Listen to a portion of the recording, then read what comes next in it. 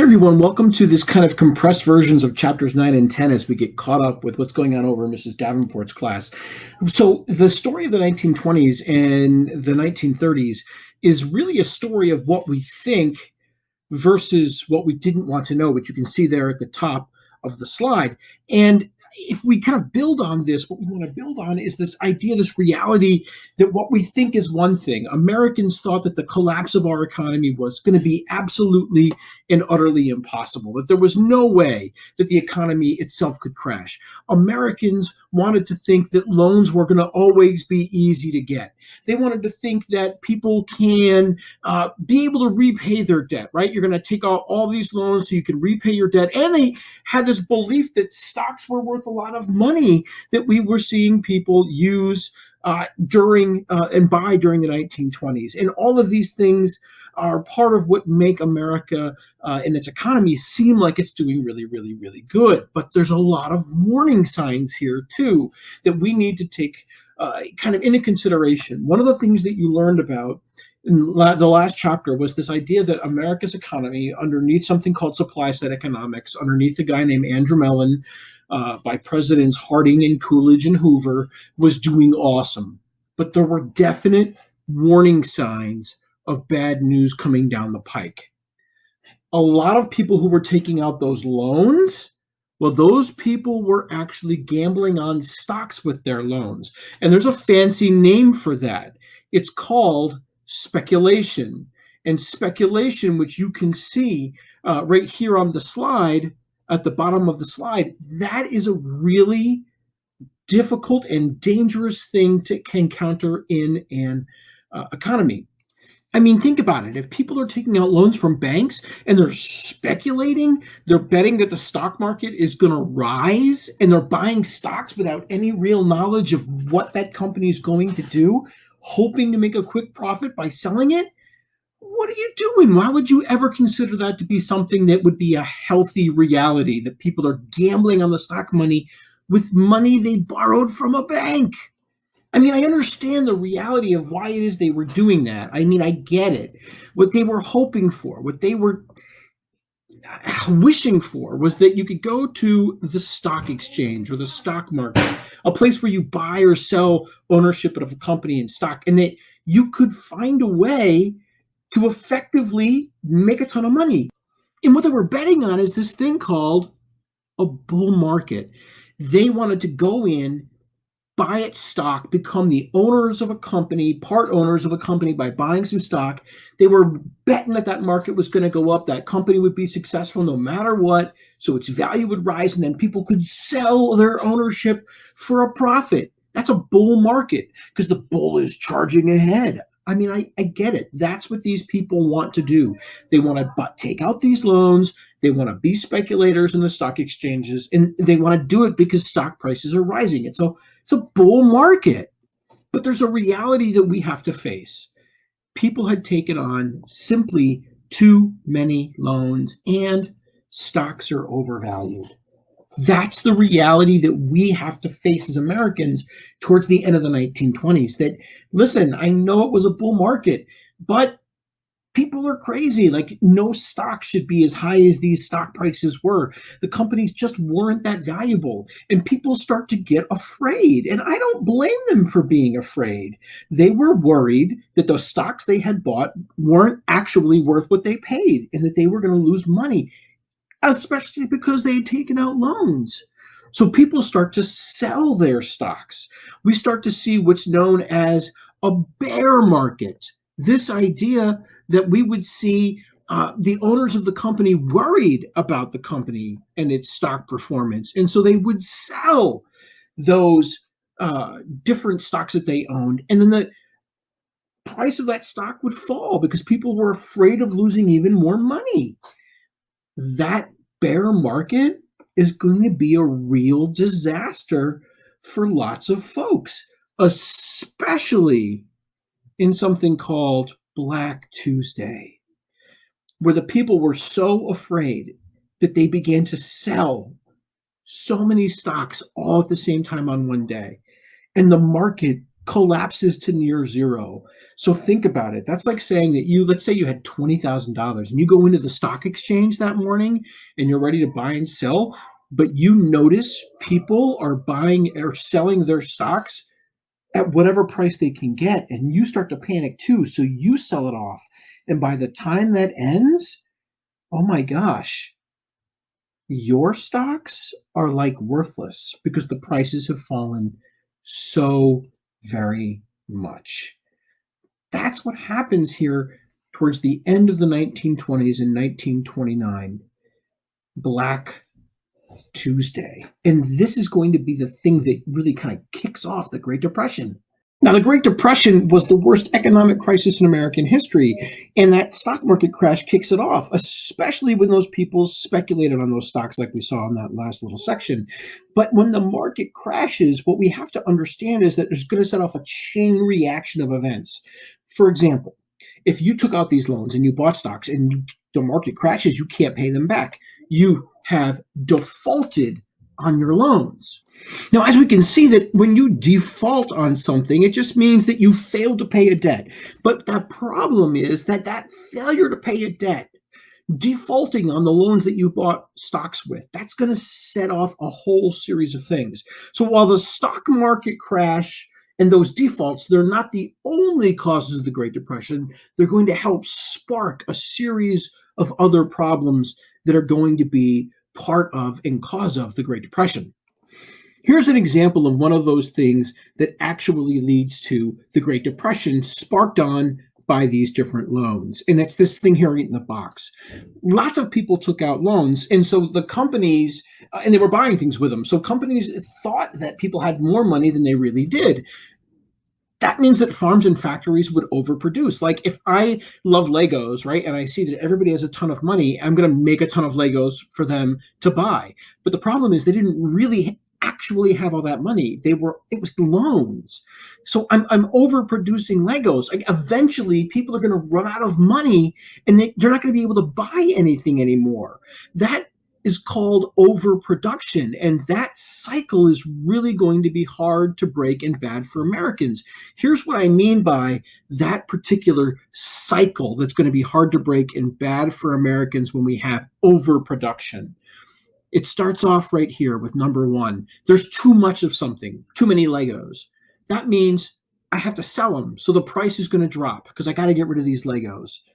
Well, number two says falling prices means lower profit. The company that I run, Lego Incorporated, isn't going to make as much money because I have to sell all these extra Legos cheap. Oh boy, that's going to be an even bigger problem when I'm looking at the reality of what's in front of me. That reality being that, well, lower profit means I have to lay off more workers. Well, if we look at what happens next, if I lay off more workers, that causes high employment, which means fewer people out there can afford to buy any Legos. So what's going to happen? Number one becomes number five. I have a surplus of goods and prices will continue to fall, which means number two becomes number six. Falling prices means less profit, and around we go until finally there's so many problems that my company, Lego Incorporated, simply can't stay open. This is going to be really bad for American businesses when we combine that overproduction cycle with a different cycle, a cycle called bank runs. This concept is going to be the idea that when people put money in a bank, if that bank goes out of business, you lose that cash. Right? Like I give the money to your credit union. Your credit union goes out of business. I can't get my money back. During the Depression, Americans panicked because of these bank runs. And these bank runs are going to snowball and get out of control, and they're going to be bad for business too. On the screen here is the cycle of bank runs spiraling out of control. When people saw loans being defaulted on, they panic, right? Like think about it. You go home today and you learn that 5 of your 7 neighbors have defaulted on loans they own to the bank because of the stock market crash. Holy crap. If those loans are being defaulted, the bank is losing money. I'm going to panic. I'm going to run to the bank. I'm going to create what was called a bank run. I'm going to run to the bank. I'm going to withdraw as much money as the bank lets me withdraw. But I'm not alone. Hundreds of other people in the town are doing the same thing because all of their friends lost money too. What we're going to do is by taking as much money as we can out of that bank, what we're doing is putting it out of business. And I know that doesn't sound like that big of a deal, but consider it. When banks go out of business, it makes it hard for companies to get loans. That means they have to lay off even more workers. And the workers default on their loans because they don't have a job, which means even more people will panic, which means there'll be even more bank runs. You get this a concept, right, of how this works. These are all things that contribute to the Great Depression. Now, you add all this up, you've got countries reacting in fear, like America, around the world. They got other countries around the world seeing their economies collapse for different reasons, too.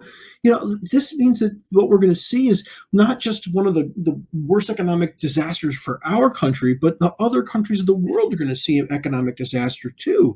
So all these companies that are looking for some place to sell their goods, who are stuck in this snowballed overproduction and these snowballing bank runs, they're not going to have a market for exports. They're not going to have any place to sell all the things they make. So what we're going to see is that the Great Depression really is caused by a variety of things, right? It's the stock market crash in part. It's people defaulting on their loans. It's overproduction. It's bank runs. It's having no place else to sell your goods that you make. It's going to be a really difficult reality for a lot of people in America. So here's the thing. Life in the Great Depression is really, really depressing, and it's a terrible reality for a lot of people. Because listen, you got to start right here in the center of the screen. Between 1930 and 32, there are huge problems. Businesses are closing in tremendous numbers. A quarter of Americans are out of unemployed. But what we need to understand is that things are so different than they are now. And spread around that center bullet point are the realities that people are facing. If you're hungry during this time, you don't get food stamps, you get bread lines, or you get soup kitchens, or you go hungry. And more importantly, these things are run by private groups. They're not run by the government. These are average churches or private groups doing this.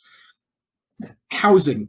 There's no Section 8 housing. There's no housing assistance. If you're unemployed, you don't get unemployment insurance. So if you can't pay your rent, you can't pay your mortgage, you're tossed out of here. In the coronavirus crisis, Pennsylvania had to pass laws that said we couldn't do this because people were unemployed.